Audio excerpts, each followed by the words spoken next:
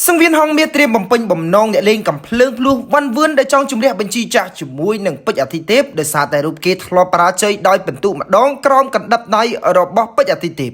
ទីលានជំរះបញ្ជីចាស់លើកនេះត្រូវធ្វើឡើងនៅសង្វៀន Extreme Cambodia នៅរសៀលថ្ងៃទី22ខែវិច្ឆិកាចុងសប្តាហ៍នេះដែលជាការប្រកួតដណ្ដើមវ៉ាលីប្រាក់លានអ្នករៀបចំកម្មវិធីប្រដាល់ប្រចាំស្ថានីយ៍ទូរទស្សន៍ហងមានលោកគ្រីពីឡុតហៅវ៉ាន់វឿនតាជាកីឡាករដែលមានមហិច្ឆតាខ្ពស់និងចិត្តអង់អាចក្នុងការប្រកួតកម្លាំងនៅពេញបឹប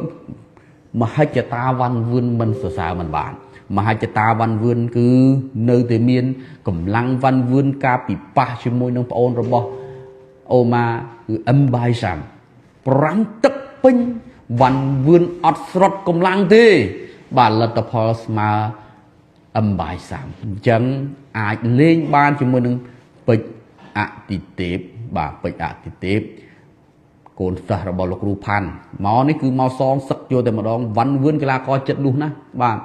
ចិត្តលុះមែនទែនវ៉ាន់វឿនមកគូនេះគឺធានាតែឆ្ងាញ់ជូនបងប្អូនអស់លោកសេរីនៅនាងកញ្ញា